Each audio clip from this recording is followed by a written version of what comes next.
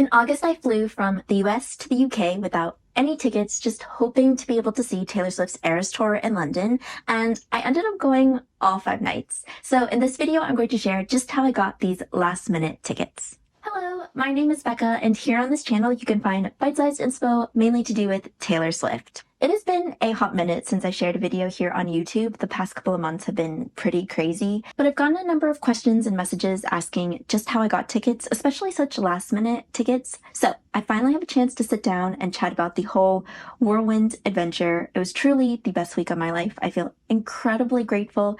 Every ticket felt like a miracle. So I'm going to share how I got a ticket to each of the 5 nights of the London August shows, and then I'll end this video by sharing some of my top tips for finding last-minute tickets and tips on not getting scammed, because that was my greatest fear throughout this whole process of getting scammed. So I'll start off with how I got a ticket to night 4, the first of 5 nights of the Eras Tour in London. So as I said, I flew to London without any tickets, but that certainly was not for lack of trying. For weeks before flying over, I was scouring websites, resale sites, social media threads, anything I could find to try to find any kind of ticket, but I just couldn't find anything that was affordable. And I realize it sounds a little bit crazy to fly to a whole other country without any tickets. For me, it wasn't, I think, as crazy as it could have been, because I used to live in London. I lived there for 7 years. So a reason I decided to go try to see Taylor in London, even without tickets, was because I had a lot of other great reasons to visit London. A lot of my best friends live in London. I had people that I could stay with. I had people that I really wanted to see that I hadn't seen for a couple of years.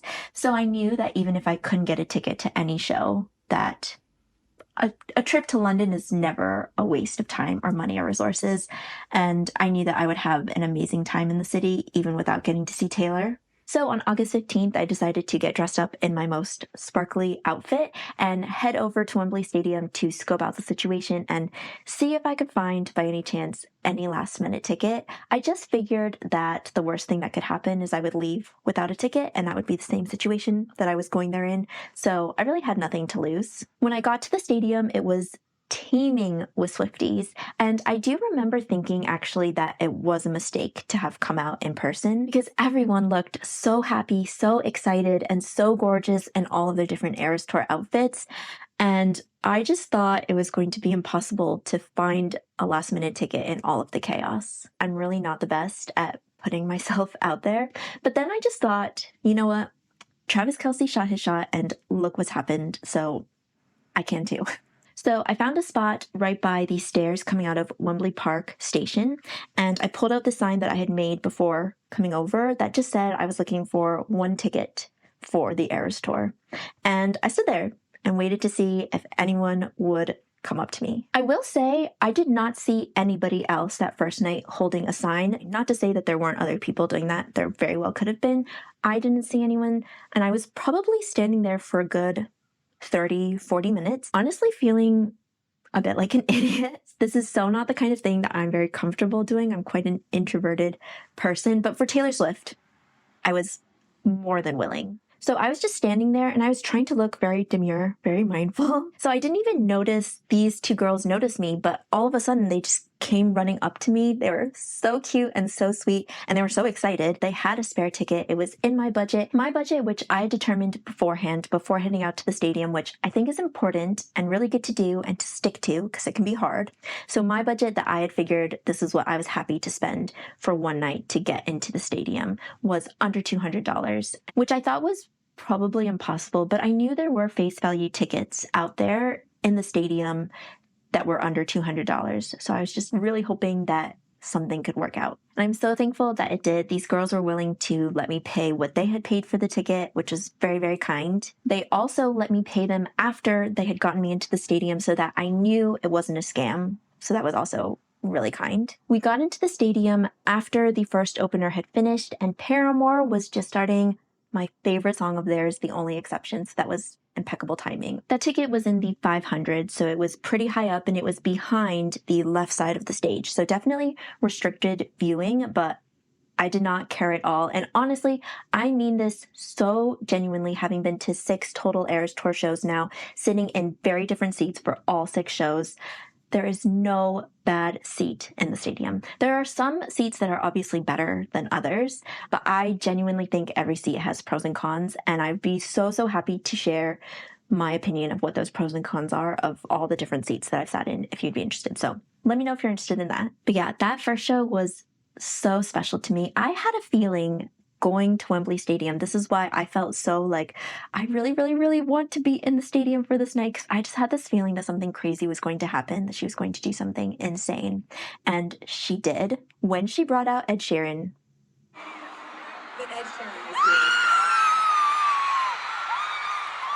I cannot even begin to tell you what a dream that was for me to see Taylor and Ed performing together. They're my two favorite artists. All I ever wanted was to see them sing together. The mashups that they did was insane. And just the energy of the stadium that first night. I had the absolute best time. Those girls were the best, and so grateful for that whole experience. The way I got tickets to nights 5 and 6 is pretty similar to how I got my ticket to night 4, so I'll try to be a little bit quicker. The next day for night 5 in London, I honestly was not even planning on going to the Eras Tour at all. I was on cloud 9 after night 4 and just so grateful to have gone in to see that show, and on such a high after seeing Taylor and Ed, so I just wasn't even planning on trying to go. But I did have a friend of a friend who was so kind. She had a code to get into Ticketmaster and get any of those final last drops that they were doing before every show in London.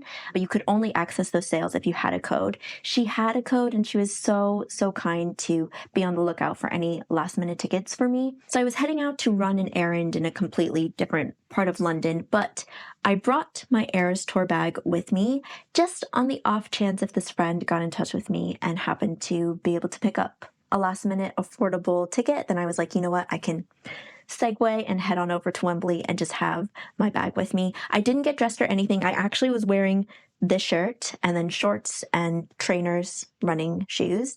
So was not like dressed up wearing a particularly Eras Tour themed outfit, because I just really did not think that it was going to happen. Now, you might be thinking that friend of a friend who was looking out for tickets for me on Ticketmaster is how I got my ticket to night 5, but that is not what happened. She was so kind to be checking in throughout the day and see if there was any final last minute drops, but unfortunately, there were not. But I was messaging with my sister, and my sister was like, why don't you just head over to Wembley and see if you can find another last minute ticket like you did yesterday?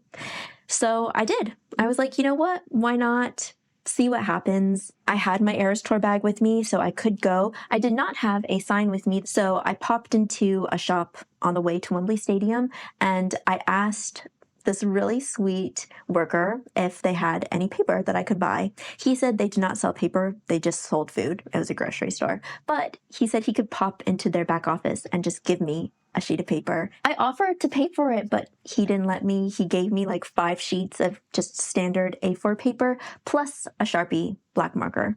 And so I made my sign right there in the Asda, and I headed on over to Wembley again. And it was so hot, the sun was beating down on me, and I stood there for probably a good 45 minutes or so.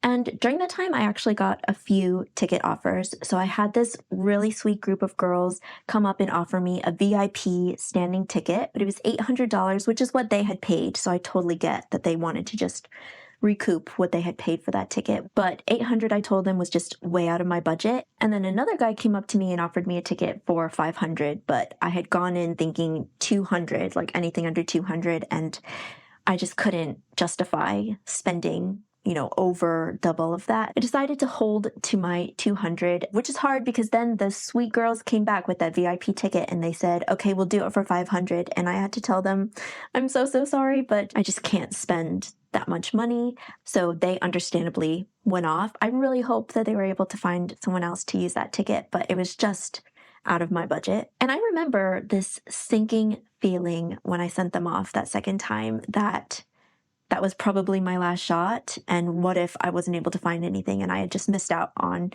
being there for a second night? And what if something crazy happened? The FOMO is real and I totally get it. I just had to stand firm and not waver on my budget and just say, you know what, like I had told myself 200 was my cap. And so I'm just going to stick to that. So I stood there and I stood there. The Swifties were very, very kind. I had people coming up to me saying they hoped that I could find a ticket, that if they had an extra ticket, they would sell it to me.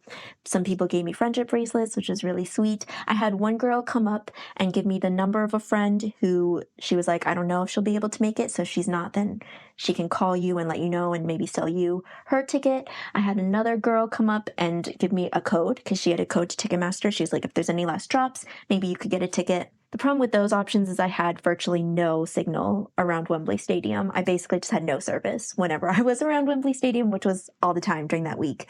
So I was like, I don't know if I can even get in to try to see if there's anything available on Ticketmaster or anything. So I just decided to stick it out and see if someone would show up. I was willing to stand there as long as necessary to see if anyone would come up to me. And thankfully, this amazing couple did. They offered me their spare ticket. Again, they got me into the stadium before even letting me pay them. And they were like, don't worry about it. Like, you're going to be with us for the next 3.5 hours. Like, we know you're going to do it. Actually, even longer, because this was early enough that we got in even before the first opening act, which was fantastic. I need to go listen to way more of her music because I so enjoyed her set. And then got to see all of Paramore, which is always fantastic. They always put on a good show. And then the show started. This ticket was in the 100s, which is up to that point was the closest I'd ever been to the stage. And it was on front of the stage, which was nice to be able to get a front view of the show. It was a great show, doing it with this couple who was so much fun. Again, like, it just elevates your whole experience of a show when you get to do it with two amazing people who are so fun and so cool and really like match your energy. So I had such a fun time. The surprise songs, I was not expecting London Boy at all. That meant so much to me. And then I was crying over Dear John with Sad, Beautiful, Tragic. So that's how I got my ticket to night 5. And then night 6, I just did the same thing again because I figured, hey, it's worked twice before. Why not see if it'll work out again? This time I went earlier because I was actually planning to do it. I got fully dressed. I had my sign ready to go. And this was the fastest I've had it happen. I feel like I stood there for 5 minutes. It could have been 10, but it felt quite quick to me, especially given the last couple nights. And this great girl came up. This ticket was not seated with her. She was going to the show, but she was standing VIP. So this time I couldn't go in with her because she was going to another part of the stadium. So we had to do the payment and transfer outside of the stadium. And this was difficult because I get no service around Wembley Stadium. Both of us had to go find a food shop around the corner from Wembley. We just connected to the Wi-Fi. Once we got in, did the transfer and everything. And there were a few nerve-wracking minutes where it wasn't coming through. And this girl was great, and she stayed with me until that ticket transfer came through. The whole thing, to me, seemed extremely legitimate the whole time. But it's always in the back of your mind that it could be a scam. Ticket finally came through just in time to get in to see the first opening act again. So I got to see both openers for the show. That night was Suki Waterhouse. Her set was amazing. She sounded fantastic. And Paramore did a tribute to Mr. Suki Waterhouse, which is very fun. And that was the night that Taylor sang I Did Something Bad as the first surprise song, and everyone freaked out, myself included, because I thought for a minute Reputation Taylor's version is getting announced tonight. It did not get announced, but it was still an amazing show. I loved her mashup of My Boy Only Breaks His Favorite Toys with Coney Island. Never would have thought to put those two songs together, but it was beautiful. And I really loved that side angle view of the stage and everything. Again, as I've said before, there's no bad seat at a Taylor Swift concert. If you want me to talk more about all the different views and angles that I had, I'd be happy to make a whole video about that because I feel like I saw a different show every single night, and it was fantastic every single time. Night 7 was the ticket that I got the most in advance. All the others felt pretty last minute, but this one I actually got a few days or so before the first night, night 4 on August 15th, which was such a blessing because to be able to just know in advance that I had a ticket to a show was amazing. I'm so, so grateful for that. Going to the stadium for nights 4, 5, and 6 without a ticket was nerve-wracking and very anxiety-inducing, and I totally understand people who pay more money to be able to have the ticket in advance because to have that security and knowledge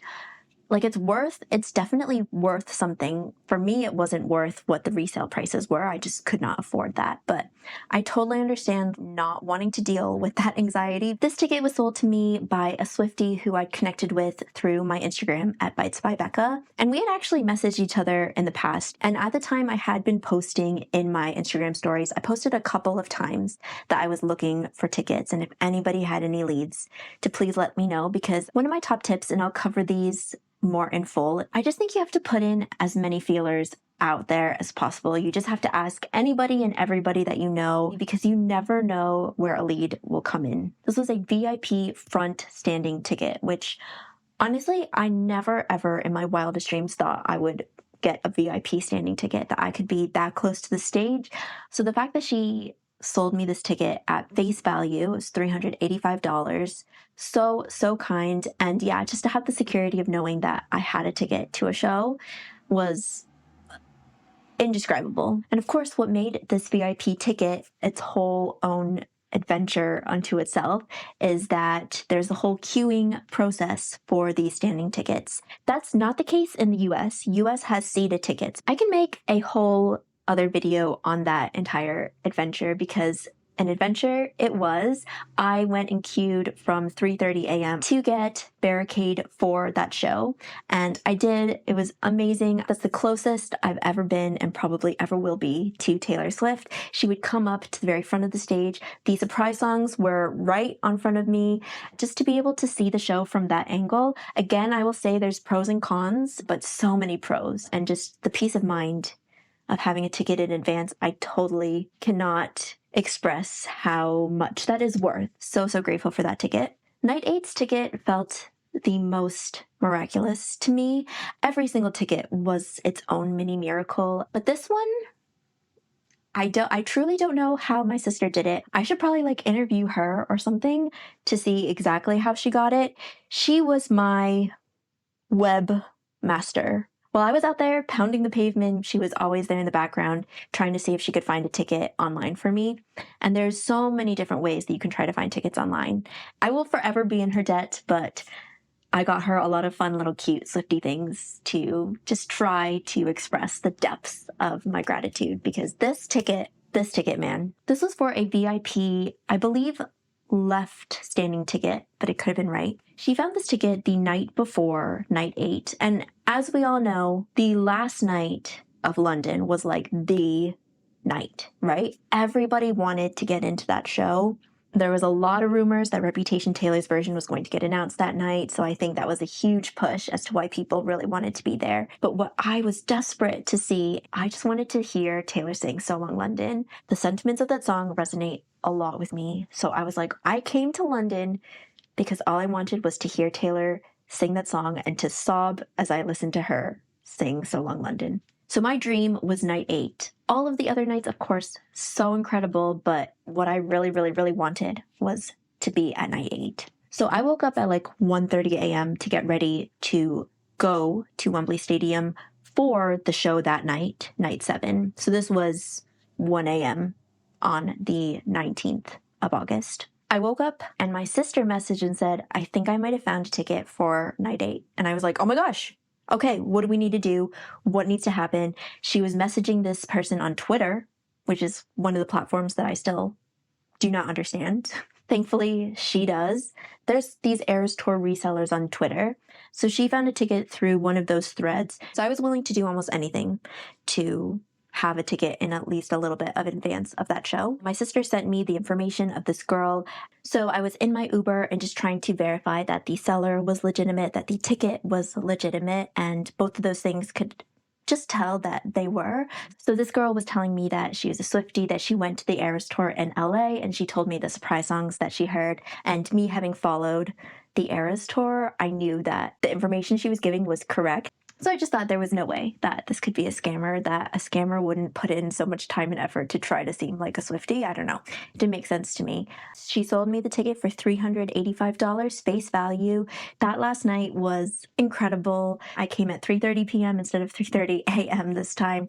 And I chose to stand at the back of the section because I figured I wouldn't get there early enough to get a good spot on the barricade. So I didn't want to be competing with loads of other phones and arms and people. I'm a pretty sharp person, so I just thought I got that experience the night before. I was good. So instead, I camped myself out by the VIP section in the hopes that maybe someone cool would be sitting there, slash maybe Taylor's family would be there, and they were. Mama Swift, Papa Swift, and Austin Swift all sat in the VIP section right behind me, just to see the look of pride and joy and happiness on their faces throughout the show was so cool.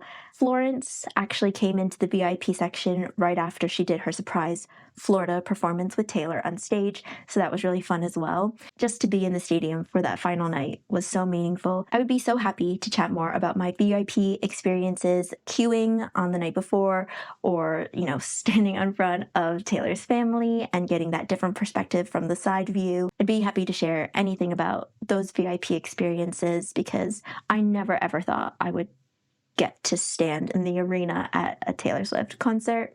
I just never thought I'd be able to afford that. So I'm so grateful for Swifties who are so kindly willing to sell tickets at face value so that they are affordable. To give, someone the chance to experience something like that is just incredible. So would be very happy to chat more about that. As I said before, I'd also be happy to chat about all the different perspectives from the different seats that I got to sit in throughout the stadium. Finally, to finish out this video, I just want to share my top tips on finding and getting last-minute tickets to the Eras Tour, or this could probably also be extrapolated out to future concerts as well, and my top tips on avoiding getting scammed.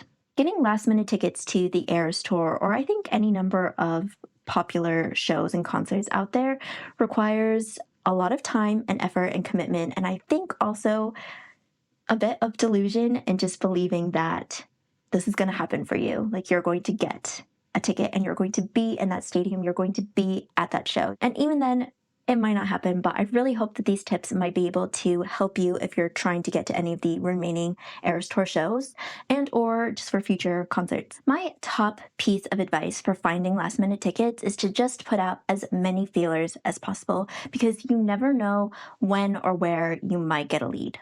I posted a couple of stories at different times saying that I was looking for Eras Tour tickets to London. I asked friends. I told everyone that I could basically that I was going to try to get to the Eras Tour, and if anyone knew anyone selling tickets or someone who might know of someone selling tickets to let me know. I don't recommend posting a video about it on social media like on Instagram or TikTok because then these scammers will descend and basically you'll probably get loads of comments and messages, but I wouldn't trust any of those. I got loads of comments, even just on things saying that I was flying to London to try to go to the Eras Tour. Even just saying that much, I would get loads of comments from all kinds of people, and I just ignored all of them because I was like, I don't want to go through the effort of trying to see if any of these are actually legitimate. To me, they all come across as scams because probably most of them are. I do think stories on Instagram are a little bit different. I did post on my Instagram stories because I felt like the people who watch my stories and follow my stories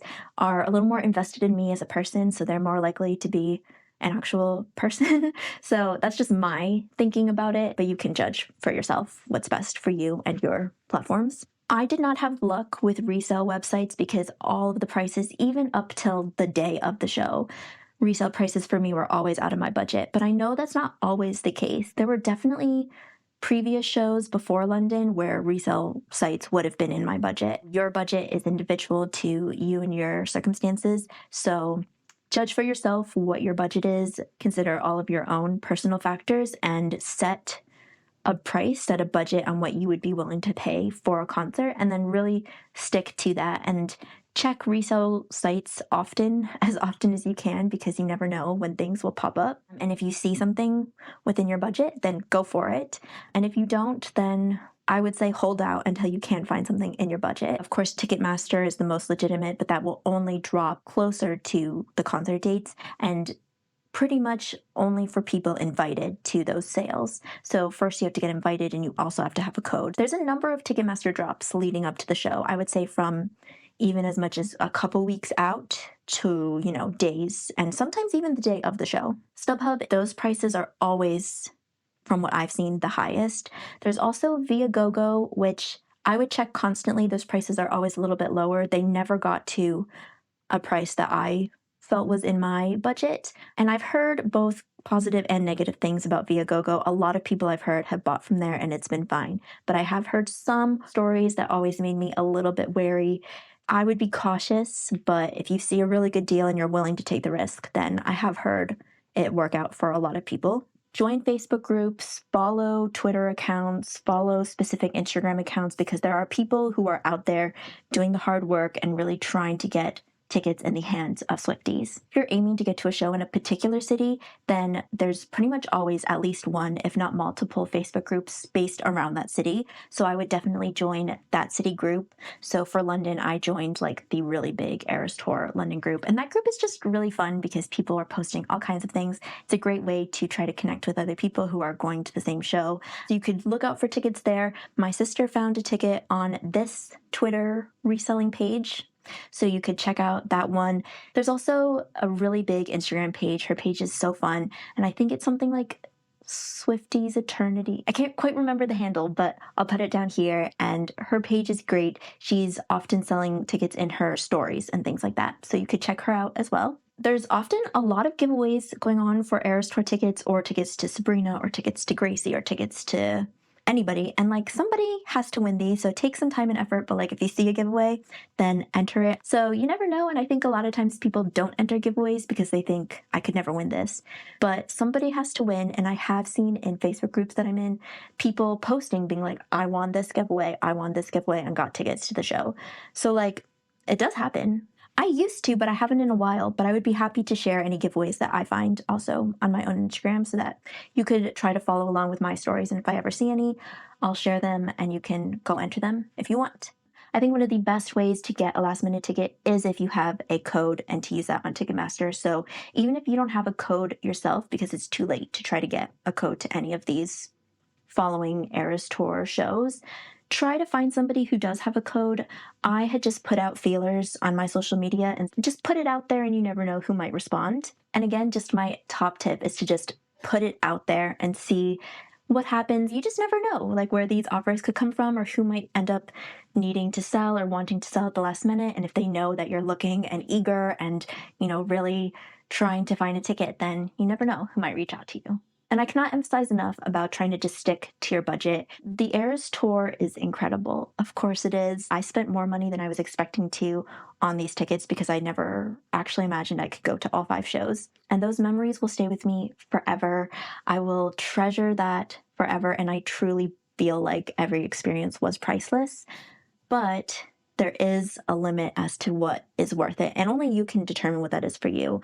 But I mean, you just don't want to be putting yourself in a bad financial situation. So it can be really easy to get caught up in a moment. So just try to really determine what you're willing to spend in that budget beforehand, before you're in that, make or break kind of situation. And then here are just a few tips on how to not get scammed. And I feel very, very fortunate that I did not get scammed. And I know that's not the case for so many people. I've read so many people's accounts on these Facebook groups that I'm in of horror stories of people getting scammed out of hundreds and even thousands of dollars.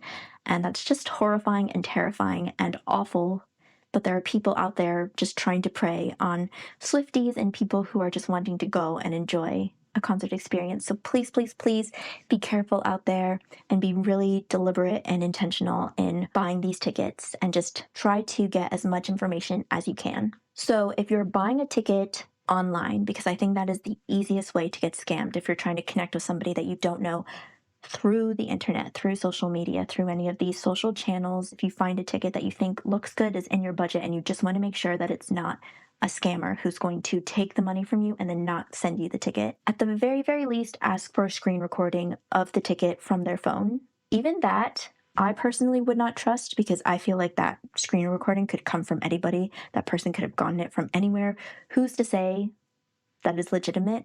But at the very least, do not trust a photo, because photos are so easy to edit and doctor. At least a video is harder. I would really recommend to FaceTime the person. A scammer is just not going to agree to FaceTime, most likely.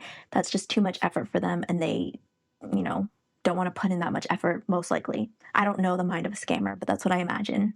So ask to FaceTime them. If they're willing to FaceTime, that's a really good sign. When you're FaceTiming them, I feel like you can just get a sense of a person when you're chatting to them. Try to be really intuitive. Try to really get a sense of, is this person a creeper or is this person not? Ask them to share their screen with you while you're on the phone with them. So either they can show you the ticket that's on their phone as you're on the phone with them, or if they're on their laptop or their desktop computer, then they can show you the ticket on their laptop or computer from their phone so they can see it in real time. Check their name, check that the information is all correct on that ticket because you never know, like a scammer could try to put something together.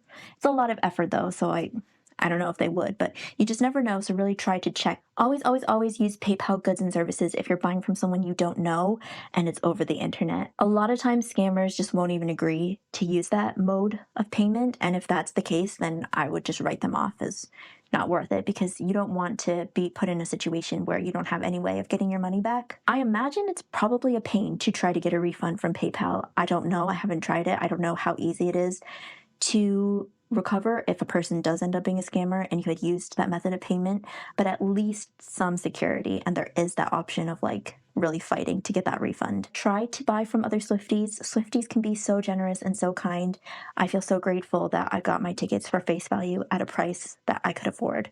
And I know that's not the case for so many people. And I know that a lot of Swifties are selling tickets that they had bought resale, so they're just trying to recoup that money as well. So also try to have grace and be kind to people because everyone just wants to go and enjoy the show. If you can't get to the show in person, I know that the FOMO is real, but you can enjoy the show at home. We have incredible streamers like Tess who are bringing the show to us in our homes via incredible Swifties who are streaming it from their own shows and sharing that experience with us.